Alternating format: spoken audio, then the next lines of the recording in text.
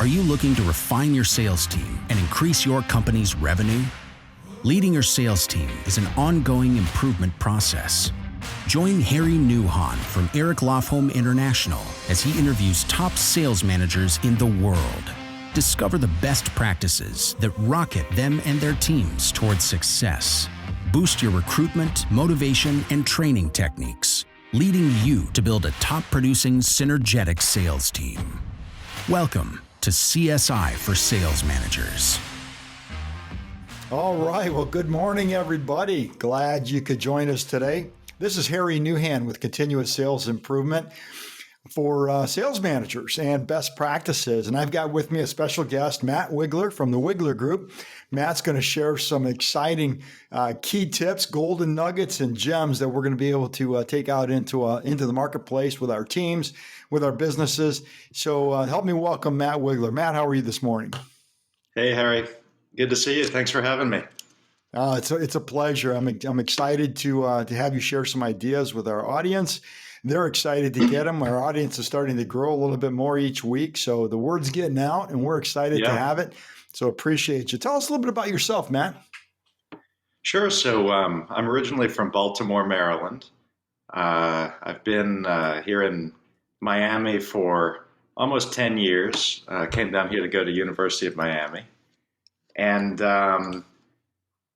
basically I started as a jazz musician. I play jazz and blues piano, and I sing, and I still perform professionally. I'm going out, got a gig in downtown Miami later this afternoon. That's great. But about 5 years ago, I took something that I had noticed going out and playing a lot of music professionally, and started a business around it. I started a business called MHW Live Music, where we provide entertainment programming for luxury hotels. And we do it all around the country. We have dozens of hotel clients. And basically, that business, now I've been in it for about 5 years, and it's all about the business-to-business sales process that we have getting into these hotel accounts. I used to think in the beginning that maybe we could go up to Marriott Corporate and get all the hotels in one pop. It wasn't that way. We basically created a system with hundreds and hundreds of luxury hotels all around the country, and then built a little team that reaches out to them and gets them on as clients. And so a year ago, when all the hotels shut down, yes, as you can imagine, basically we were rocking and rolling. Then on March 15th, 2020, basically all on the same day, everybody called and said, okay, we're shutting down. So took, month or two, I was figuring out what should I do. And I realized, wait a minute, we've got a really interesting and effective sales process to this very targeted, niche, B2B niche market within the hotels.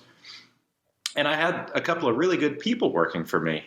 And I thought to myself, I wonder if we could spin that off into a second business where small and medium-sized businesses that don't have a fully built B2B sales process could engage with us fractionally. So, it doesn't cost as much as hiring a whole team and figuring out what tools to use and how to do the research and all that.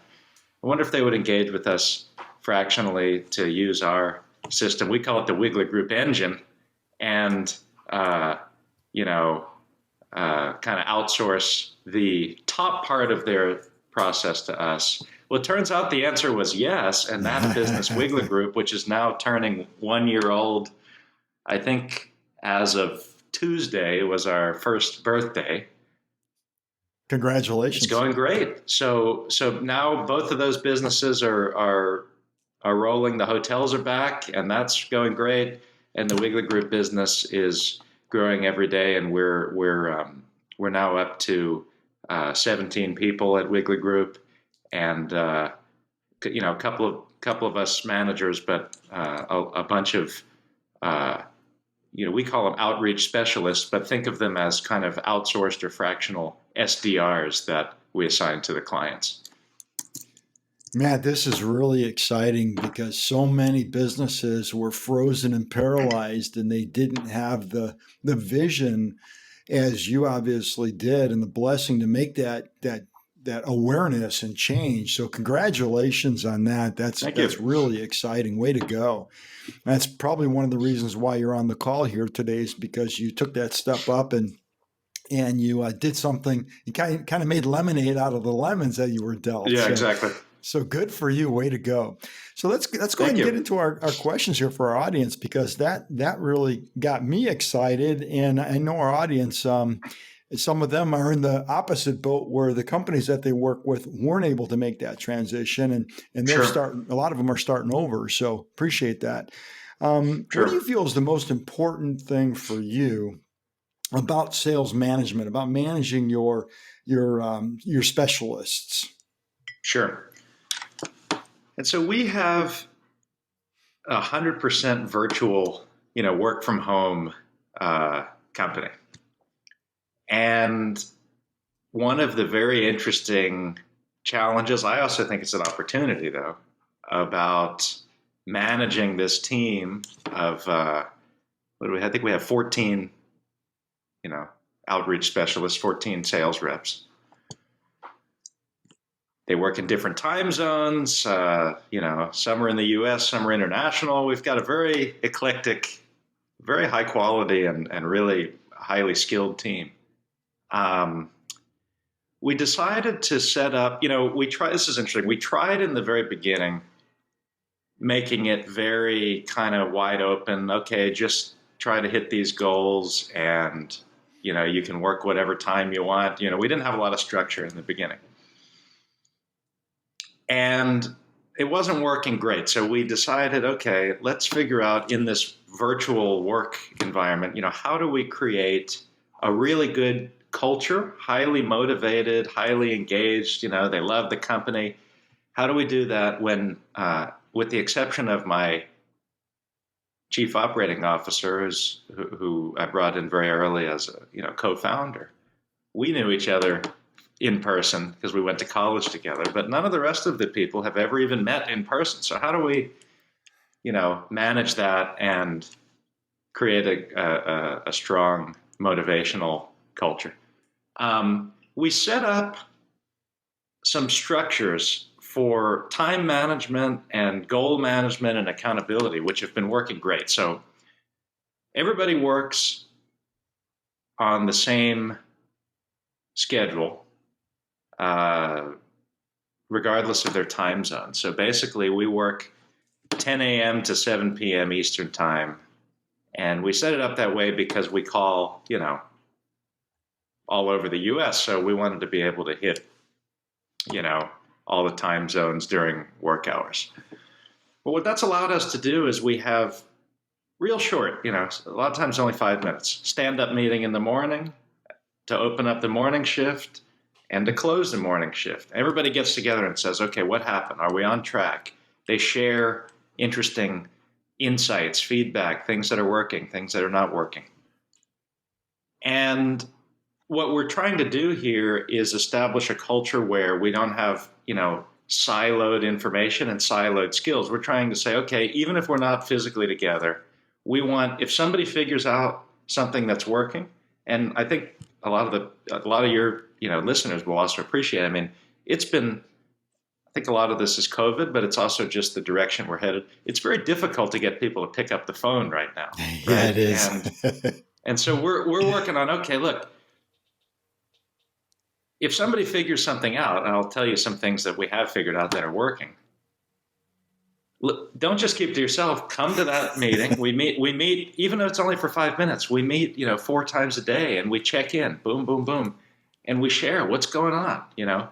And so this has created not only, I think, a really good effect of sharing knowledge across the whole team, but also this camaraderie where people are rooting for each other, they're clapping for each other, they're getting excited, and having fun, which I think is so important, right? I mean, you don't want to be sitting at home by yourself with no team. It's very easy to get kind of, discouraged.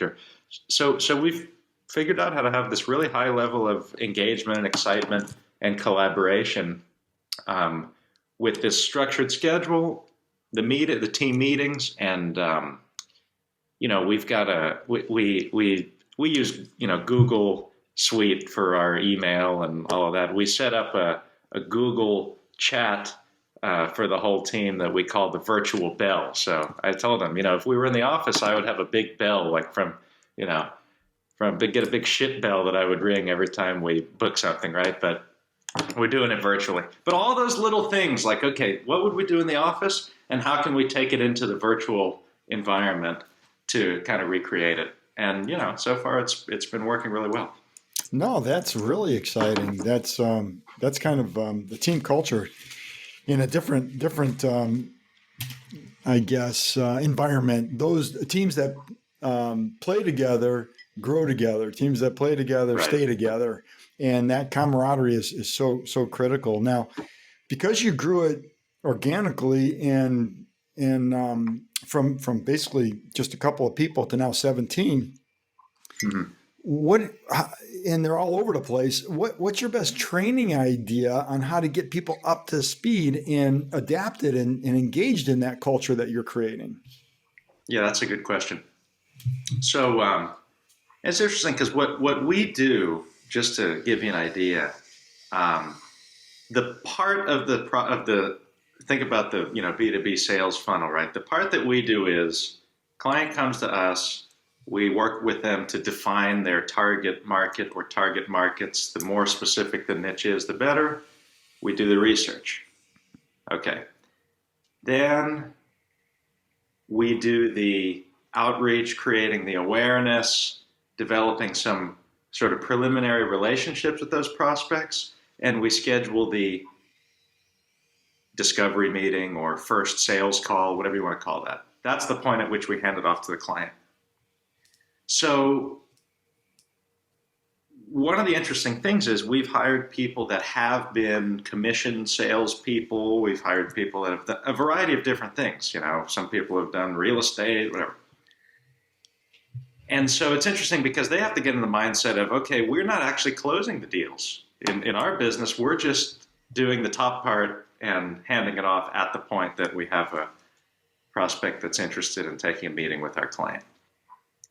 So we have tools that are designed specifically for making that as efficient as possible, right? So the people come in, we've got kind of a virtual tool, whatever you want to call it, virtual office cubicle tool set, for them to log into and have everything loaded up for them, which, facilitates our training process a lot because we try to set it up to where the learning how to use the systems and all that should be really easy. It should only take a day or two. And then we tell people, look, we're generally hiring people that have done something like this before, and we're telling them, look, we're going to give you the best possible tools to keep track of your calls, your emails. We've got the best data through a relationship with Zoom Info. We've got, we set them up with all this great stuff. And then we say, look, part of our culture, which people see right away when they come on to the first team meeting, is we're not, I tell people, we're not in the call center. We're not in the telemarketing business. Don't say that word around here. We're in the business of developing really good relationships with our clients and developing really good relationships with our clients' prospects so that we can accomplish this goal of generating awareness and booking those sales meetings. And so very quickly what people see, and this is like makes me really happy when I hear people come back. They say, okay, I finished my first week. I say, what do you think? And the best feedback I get, which we get is look, I worked at a previous company. They were all about, you got to make a certain number of calls, just activity. And we're not about that. We're about, look, every project, every client is a little bit different.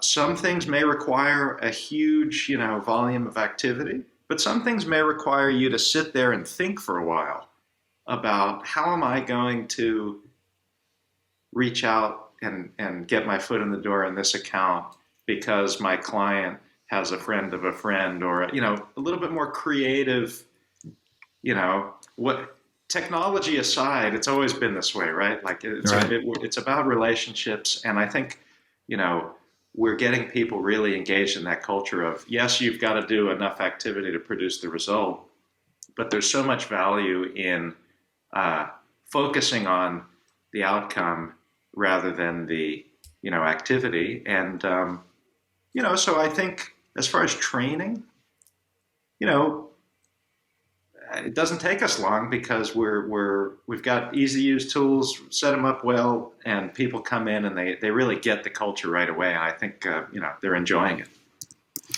Well, that's really cool the way you laid that out with your virtual systems and your training, and it's going to lead me right into my next question because you mentioned the people that you get, they have generally have experience in commission sales.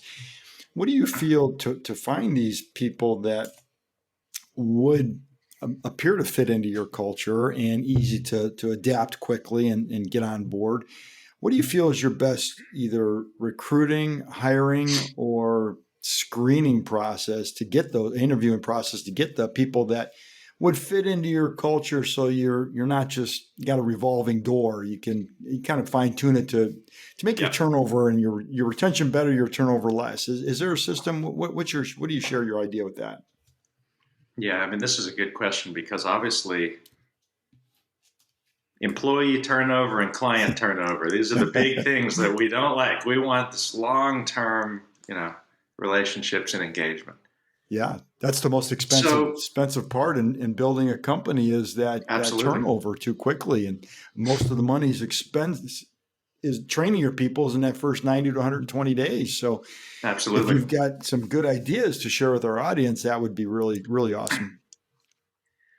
So, and this is where I go back to what I was talking about. What do we do and what does the client do, right?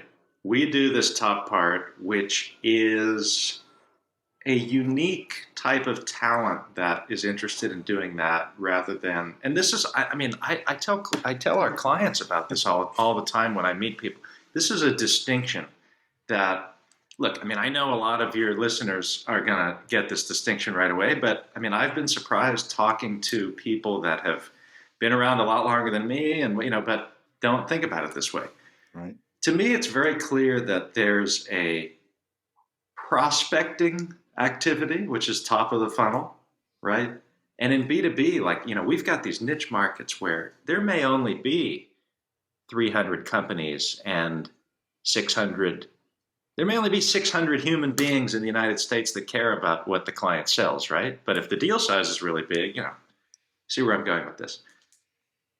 The prospecting activity, the way we see it is, and I promise I'm getting back to your question because this is an interesting thing about getting people aligned before we hire them with what they're going to be doing and really making sure that it's in alignment with what they want to do, right? So prospecting activity is cold calling, emailing, awareness, booking meetings, all of that. Some people are, you know, some people love doing that and they don't mind getting rejected on the phone a lot. They don't, you know, they like the, you know, they get into a groove and they got the motor running and they're prospecting and they get, you know, excited to book those meetings. And then in contrast, some people, and I'm more like the latter, right? Some people want to get onto a meeting face to face and actually do the selling and the consultative, you know, that whole thing, right? They want to fly out and play golf with the client or whatever, right? Two very different profiles of people to me, because if you hire somebody who wants to be the guy that's flying out to play golf with the client, right? He or she is not going to be happy sitting on the phone making cold calls all day and not actually doing any of the, you know, selling and getting the big commission at the end of it. So we make a very clear distinction about, look, there's some really great things about working for us. You know, you get to work from home. We've got this great culture. We have fun, whatever. But we do the top part.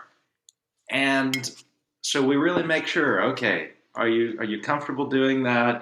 This is so we're looking for that type of talent that's gonna be aligned with the activity that we do, and then because we don't work on commission, right? We're basically we've got goals that we want to hit, and there may be bonuses that come out from time to time, but it's a different sort of thing. So anyway, so to make a long story short, I mean, my feeling about that is to have a really clear job description, to have a really clear goal that needs to be accomplished. You're in this job. Here's a description. The outcome of this job, what does it look like to do a good job? And can you accomplish that? And here's what it pays, and here's the structure, and really making sure people are aligned with that. Because what I see in the smaller businesses is I've heard the story many times of I hired a full-time salesperson, and then 2 years later nothing happened, and I say, well, you know, so you got to set up the structure a little bit more clearly than that if you want it to be successful. It's amazing that you bring that to light because and I'm really glad you did because the alignment part, sometimes we get lost.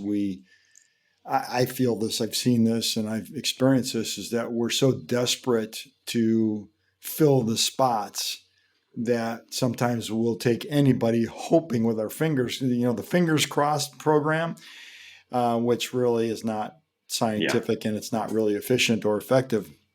And generally everybody loses on that, but believe it or not, that's how it is. And especially with coming out of this pandemic situation with almost every company around is hiring. They got a hiring sign on their window and their door in yeah, front of the place. They just want bodies. And unfortunately, they're going to experience that revolving door and that high turnover rate. So yeah. I'm really glad that you brought up that alignment because it's in my opinion, it sounds like you too, it's so much better to not even take the risk of putting a body there because it actually ends up turning out bad for the client and the prospects. And of Definitely. course, the worker. Yeah, I mean that's a lose-lose situation. I mean, what my feeling is, if you're the hiring manager or if you're the business owner, uh, it's a lot better to spend some time really defining clearly what's the role, what are the responsibilities, Yeah, what's the desired outcome. Because it also is bad for the employee to come into a situation where the definitions are not clearly laid out, because then from the employee's point of view, they want to know, okay, I came into this job, well, I want to do a good job. Now, boss, how do you define me doing a good job? If the boss can't define that, then you're not setting yourself up for a successful alignment. sure. So let's go ahead and move on to the next question. A couple more here. We're doing really good. Appreciate your insight here. Accountability. Obviously, when you bring people into your culture, your environment, and I know that you're not so focused on, pushing through the leads or pushing through the prospects. You want to develop up that relationship, but somewhere along the line, you still have to have an accountability system to make sure that the people that you've got working for you, because they're on a fee-based pay plan, they're not on a commission, there's got to be some Yep, kind of accountability. What can you share with us as far as accountability best practices that you found to be really effective with what you're doing? sure. So I'll tell you the structure that we have. So while I always talk about what I was saying before with the quality over quantity, right? We Right? still do a lot of quantity, right? So you still have to go to work and do the activity. Um, Generally, what the clients have contracted with us, which we're guaranteeing, is that we got to make 10 calls an hour. We've got to send, uh, you know, for certain projects, 1,000 emails a week. That comes out of that is a lot of that is an automated system that we use. But in terms of accountability, we've got in our call and in our CRM and calling system, um, we're keeping track of all this stuff. And everybody on the team knows there's a minimum expectation, right? We're not looking for, you to be, power dialing all the time, like I was saying. We want quality, but there's a minimum expectation. And when we get our executive report every week, we got to make sure that you're meeting at least the minimum expectation, which is what we know is required to, achieve the results. And the minimum expectation goes it's not just about the number of calls, because the clients, we could make 1 million calls, but if we don't get any high value results, then Right. Who cares, right?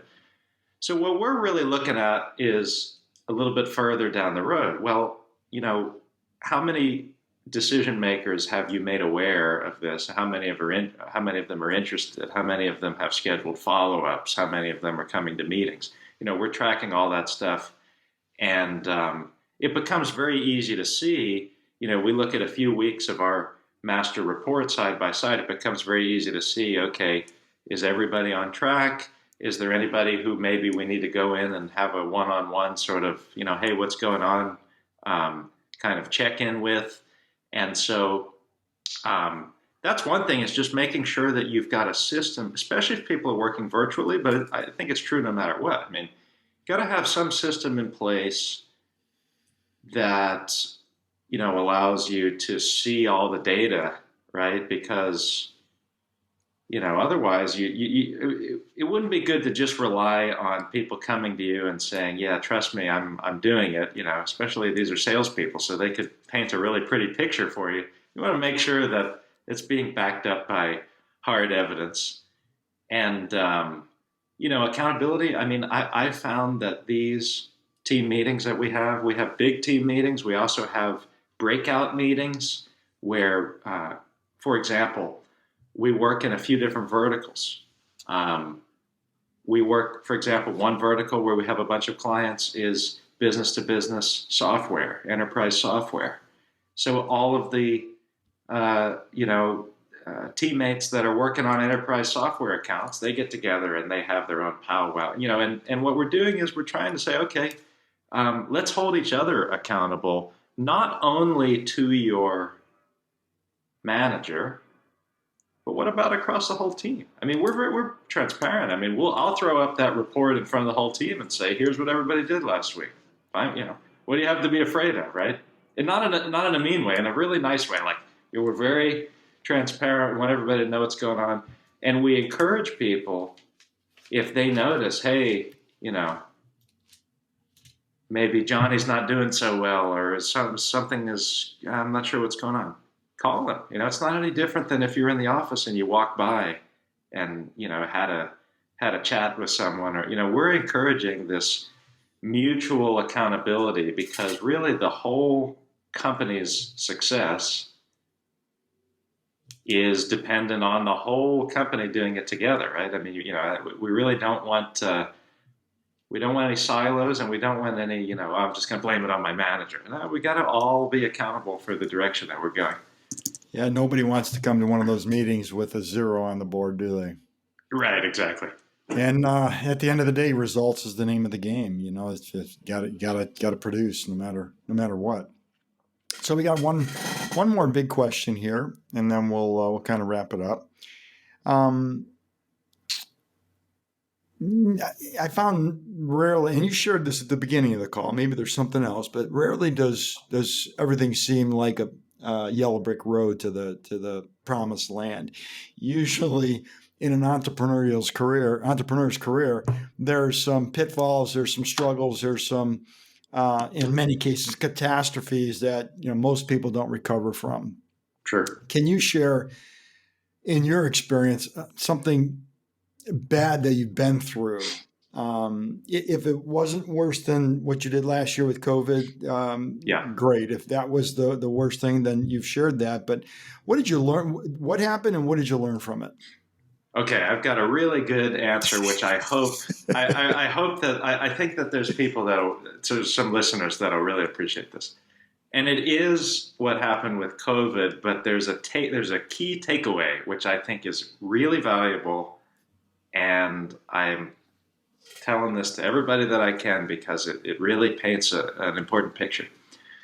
So I'm going on. So this story is actually about the other business, about MHW Live Music. So all the hotels shut down on March 15th last year. Mm-hmm. And we were really on an upward trajectory, and then boom, we went down to zero for a few months, right? While everything was closed. We had hired a great salesperson, and we had no revenue. So I'm thinking, what are we going to do? You know, I mean, should we put in? You know, I have a partner in that business too. You know, put in a little bit of my own money to keep it going. What are we going to do? Anyway, to make a long story short, we said, you know what? We have a theory. We're going to make lemons into lemonade, and this is a once-in-a-lifetime opportunity to reach out to every hotel in America that we think needs our service at a time where they're not doing any entertainment. Every other vendor like us has been let go, probably for at least a whole year into the future. And there's this amazing opportunity for a clean slate. So we don't know when the reopening is going to happen, but whenever it does happen, we want to make sure that every single one of those hotels is calling us back, right? So I said, okay, I'm going to put in, you know, a little bit of money into the business. It wasn't much, but you know, as much as I could, and keep our salesperson working full time all through COVID. I mean, she was working full time starting from June of last year, or May or June, from basically right after all the shutdown happened. And she was calling these hotels, and I mean, imagine you're a hotel manager. You know, hey, you know, I'd like to talk to you about live entertainment at your restaurants. I mean, and the hotel managers must have thought we were just crazy. I mean, how could you possibly? And obviously, we were sensitive. Like, hey, look, you know, we know you're not going to buy it. It may be a year, it may be 2 years before you buy it, but we just want to take the opportunity. You know, we're sitting here. This is my, you know, for my salesperson. Well, this is my job, right? I'm developing relationships for the future. And she did that, and she's just great, you know, developed all of these relationships. She talked to hundreds and hundreds of decision makers for us all around the country over a whole year. And, you know, we had a little pop for, you know, the holidays, 2020. And we started to, you know, sell a little bit later on in the year. Certain states like Florida and Texas were reopening. Anyway, so fast forward to today. Every day somebody calls us back and says, I'm ready to start. Wow. And this is a volume of now inbound returning, you know, activity where just to give the listeners a sense of this, before COVID, we used to bring on maybe one new client per month in that business. We're bringing on 8, 9, 10 a month now. And the result and the reason for that is because we invested a whole year of energy in developing the awareness in our target market, developing some relationships where people said, yes, I'm going to give you a call when we reopen. We schedule those follow-ups. We're very organized with our, you know, follow-up. We don't care if it takes 50 follow-ups to get it done. It's all good. And so the point that the reason I like to share that is because I think a lot of people are impatient and they give up after 3 months or they give up after 6 months. You've got to have a way to measure, is it on track? And if so, I need to keep it on that track for as long as possible because, listen, even a year is a short period of time. Imagine we stay on this track for 5 or 10 years, the type of activity that we're going to be seeing. So that's sort of that was the most difficult thing that I've gone through so far with everything shutting down on the same day. But we really did turn it into something which today is proving that it worked. You know, that's interesting because those kind of decisions that you made are what what America was built on. And only a handful of people have the foresight and the belief to make a decision like that, because it's so much easier just to step back and say, we'll wait it out. And a lot of Right. people did wait it out. But Yeah. you had obviously faith and confidence in your ability to perform, and you invested the activity of the present for the promise of the future, and you're reaping the rewards from that. So congratulations. Yeah, That's thank you. powerful. And before I let you finish here, what I'm seeing is that philosophy, that mindset, that can start now. People can do that no matter COVID or not. Building those Yep. relationships and having that. Yep. That's the perfect example of the fortunes in the follow up. Staying in touch, Oh yeah, tell me about it. staying engaged. Yep. That process. So congratulations, way to go. And Yeah, thank you. that'll lead me into letting you close it out. Do you have any final thoughts you'd like to share with our audience on best practices that you've established, learned, or that you're applying right now in your business? Yeah, sure. And thanks, Harry. I really appreciate you having me, and it's been great meeting you. Um, you know, my closing thought is going to be on what you said, which is the fortune is in the follow-up, right? Yeah. Because and it's so funny. I mean, I have a philosophy at both companies, and therefore this philosophy is being used on behalf of all of our clients for Wigler Group.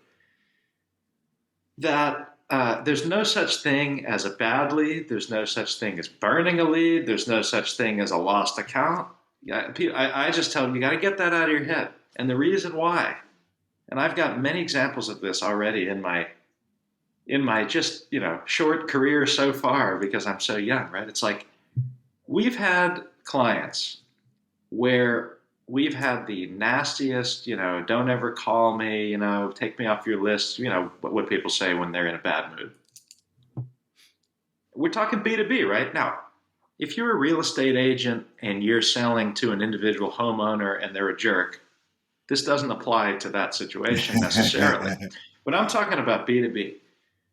These are companies. We've had people that rejected us severely, and then a year later, there's a management change. Yeah. A new decision maker comes in. Yeah. We call them up, and they hire us. So what's my point, right? The fortune isn't the follow-up, because you should have a status in your CRM, or you should have a status that says, well, not now. We try again in 6 months. Maybe they'll be in a better mood. Not now. Let me just keep an eye out, see if there's a management change or a new hire or something. And because in B2B, people have these well-defined target markets. We've worked for companies where the entire target market is only 50 companies. Well, if you start marking stuff as bad lead, lost, whatever, pretty soon the whole list is gone, right? Sure. So my point is that this long-term horizon, and always having a next follow-up, always having a next step, and certainly nobody should ever make the assumption that just because you've done 24 follow-ups, they're not interested. This is another thing. It may be the 25th follow-up that gets you there, or whatever, right? Nobody should make assumptions about that. Nobody should you should never disqualify yourself because of something that you made up. It's all this kind of stuff. And, long-term planning horizon, fortunes in the follow-up, and no such thing as a burned or lost lead. That's what I see. I like that. No such thing as a bad lead. I like that. And that's a great way to end our show today. So Matt, again, thank you so much for being our guest, going on for our audience. Appreciate everybody. This is Continuous Sales Improvement. Harry Newhan again with Continuous Sales Improvement for Sales Managers, and Matt Wigler with the Wigler Group out of Miami. And if you're interested at all with what Matt provides his clients and customers, just send me a message here, and we'll connect the dots. So thank you, everybody. Have a great day. We'll talk to you next time. Bye now. Thank you so much for listening. Be sure to subscribe to get notified of the latest episode. Also, to learn more about improving your sales team, visit continuoussalesimprovementforteams.com. See you in the next episode and have a great day.